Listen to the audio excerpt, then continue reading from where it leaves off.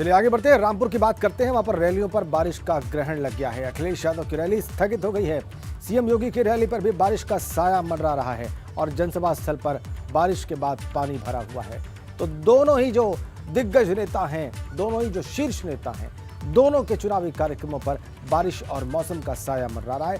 चाहे वो अखिलेश यादव की विजय रथ यात्रा हो या मुख्यमंत्री योगी की दो रैलियां हो, दोनों ही के सभा स्थलों पर पानी भरने की खबर है। ये देखिए आप, बारिश का ग्रहण, अखिलेश यादव की रैली स्थगित करने की खबर है और संभावना प्रचंड है इसी बात की मुख्यमंत्री योगी के बारे में। रामपुर में ये दोनों दिग्गज आज रहने वाले थे, लेकिन वहां पर आ गई बारिश। चलिए अब आपको सीधा रामपुर लिए चलते हैं। वहां का ताजा हाल क्या है ये आपको दिखाएंगे हमारे दो सहयोगी, और इसके लिए हमारे साथ जुड़े हुए हैं हमारे UP bureau chief Viresh Pandey, Rampur से सीधा कनेक्ट हैं, और मुख्यमंत्री योगी की जनसभा स्थल से जुड़े हुए हैं रतीश त्रिवेदी।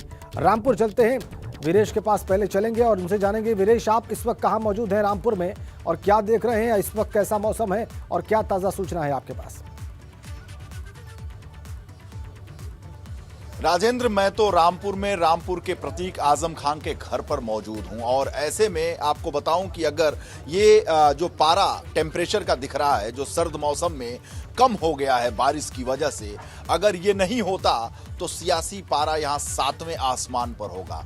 लेकिन जिस तरीके से आज लगातार रात से बारिश हो रही है और बारिश की वजह से उम्मीद ये की जा रही थी कि ये थमेगी, जब थमेगी तो यहाँ का जो सियासी पारा 7वें आसमान पर होगा, लेकिन इसमें विघ्न है, बाधा है, और यही वजह है कि अखिलेश यादव का जो दौरा है वो स्थगित हो चुका है और मुख्यमंत्री योगी आदित्यनाथ के दौरे पर भी संशय बना हुआ। मैं आजम खां के घर पर मौजूद हूँ, यहाँ पर मीडिया के लोग भी हैं और अब्दुल्ला आजम के चाहने वाले लोग भी हैं। अब्दुल्ला आजम अभी घर के अंदर हैं, तैयार हो रहे हैं, कुछ लोगों से मिल रहे हैं। ये आजम खां का ड्राइंग रूम है, देखते हैं कि और भी कोई लोग बैठे हुए हैं, क्योंकि यहाँ पर जो चाहने वाले हैं आजम खां के, वो इंतजार कर रहे हैं अब्दुल्ला आजम खां की वो आए और साथ में चुनाव प्रचार पर निकला जाए, स्वार में चला जाए। अब्दुल्ला आजम वहां से प्रत्याशी हैं और साथ ही आजम खां जेल में हैं, लेकिन बावजूद इसके वो रामपुर से प्रत्याशी हैं समाजवादी पार्टी की। ये तस्वीरें हैं आजम खां की, मुलायम सिंह यादव जो उनके प्रिय नेता और उनके संरक्षक, उनके भाई,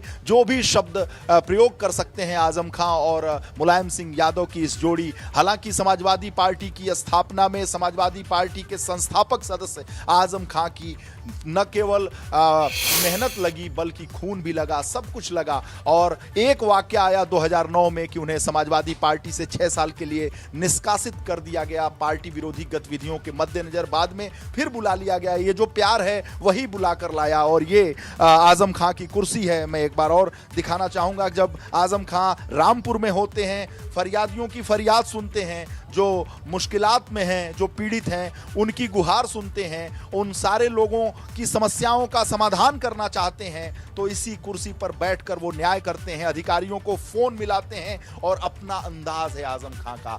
जो अधिकारी आजम खां के साथ काम कर चुका है उसे इस बात का एहसास है कि आजम खां किस रूप में पैरवी करते रहे हैं, जो ताकत के साथ, मजबूती के साथ ये न्याय वाली कुर्सी है, यहीं पर बैठकर कुछ देखिए चाहने वाले भी आजम खां के हैं जो दूर से आए हैं। ऐसा नहीं है कि ये रामपुर के हैं, बल्कि रामपुर ही नहीं पूर्वांचल से भी आए हुए हैं, और यही वो सोफा है और यही बैठने का तरीका है और बैठने का अंदाज है। जो फरियादी, जो पीड़ित होते हैं वहीं आते हैं, और ये जो दरवाजा आप देख रहे हैं, यूं ही जब आजम खां ये इस घर में करा सकता है, इस दर पर आ सकता है, न्याय का एक तरीके से उन्हें लगता है कि उन्हें न्याय मिलेगा। बिल्कुल बिल्कुल। गफ्फार साहब हैं, ये बस्ती से आए हैं। जी जी जी, आप बात समझिए, अवश्य करें। पूर्वांचल से आए गफ्फार साहब, क्या उम्मीद रखते थे आप जब आते थे यहाँ? तो आजम खां साहब को तो हम लोग अपने बड़े भाई के जैसा समझा, और इतना जानते हैं कि आजम खां के लिए, सबके लिए दरवाज़ा खुला है आजम खां साहब के यहाँ। जो मैं कह रहा था सही कह रहा था? बिल्कुल बिल्कुल सही साहब आपने कहा है। आपने जिस अंदाज में उनके बारे में बयां किया है, वाकई में हम लोग तो वो लफ्ज़ ज़बान पर नहीं आ पाता है, लेकिन आपने एबीपी न्यूज़ को की तरफ से जिस तरीके से आप, हम लोग तो एबीपी न्यूज़ को हमेशा समझते थे कि सरकार के फेवर में ही बात करेगी, लेकिन मैंने देखा कि जिस अंदाज से आपने आजम खान साहब के बयान किया है, मैं आपकी कदर करता हूं। आपको ठीक है वीरेश, आप ABP आपके पास न्यूज़, वापस ABP आएंगे। गंगा लगातार बिल्कुल, एबीपी गंगा निष्पक्ष पत्रकारिता करता है और ये प्रमाणित कर दिया। सारे लोग बैठे हुए हैं। बिल्कुल बिल्कुल वीरेश, आप वापस आते हैं आपके पास और आप लोगों से बात करेंगे, उनकी भावनाएं भी टटोलेंगे और वो क्या समझ रहे हैं इस चुनाव के बारे में, या वो महसूस क्या कर रहे हैं अखिलेश यादव के ना पहुंच पाने पर। इस पर हम आपके पास वापस आएंगे और आप लोगों से जरूर बात करेंगे, मुझे मालूम है। लेकिन मुख्यमंत्री योगी की जो जनसभा स्थल, जहां पर उनकी 2 जनसभाएं होनी है, वहां से रतीश त्रिवेदी भी हमारे साथ जुड़े हुए हैं। एक बार उनसे अपडेट ले लें कि वहां की क्या जानकारी उनके पास है, वो क्या देख रहे हैं और क्या ताजा अपडेट है मुख्यमंत्री योगी से जुड़ा हुआ उनके पास। बताइए रतीश। बिल्कुल, देखिए बारिश जो है वो बड़ी बाधा बनी हुई है। रामपुर के बिलासपुर में हम मौजूद हैं और यहाँ पर ही मुख्यमंत्री योगी आदित्यनाथ को आना है। 1:25 का तयशुदा वक्त था, लेकिन आपको तस्वीरें दिखाएं, पूरे मैदान पानी पानी है। बारिश काफ़ी ज़्यादा हुई है, करीब 1000 से ज़्यादा कुर्सियाँ यहाँ पर लगाई गई हैं। अब जो सफाई कर्मी हैं जो पानी हटाने की कोशिश कर रहे हैं, क्योंकि जो मैट्स यहाँ पर बिछाई गई हैं पूरी तरीके से पानी पानी है। देखिए पानी को हटा करके और बाल्टियों के जरिए निकालने की कोशिश की जा रही है। मैदान में पूरी तरीके से पानी है।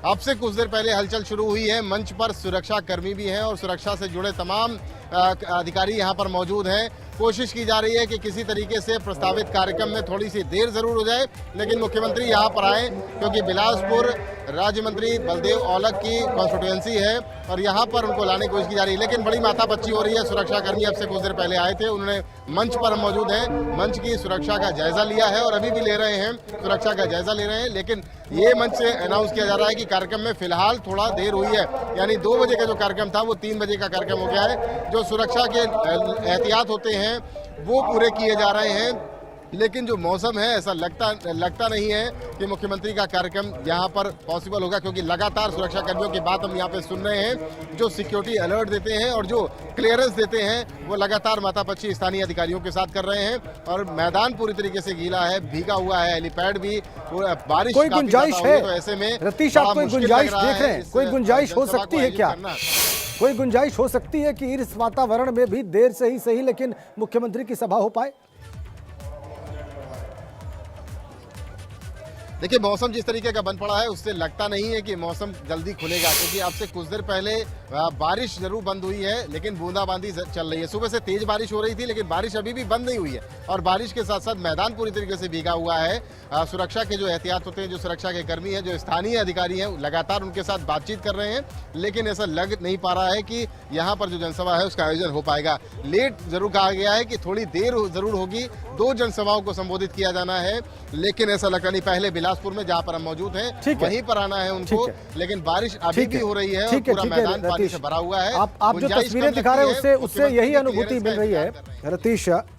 ऐसा उसको देख के लग रहा है तस्वीरों को कि बहुत कठिन है, लगभग नामुमकिन सा दिख रहा है कि ऐसे वातावरण में और इन परिस्थितियों में जनसभा हो पाए, क्योंकि दोपहर के 1 बजने को है तकरीबन और सर्दियों का दिन है, बहुत ज्यादा वक्त नहीं होता है दिन का। बहरहाल आप दोनों हमारे साथ बने रहिए, हमारे साथ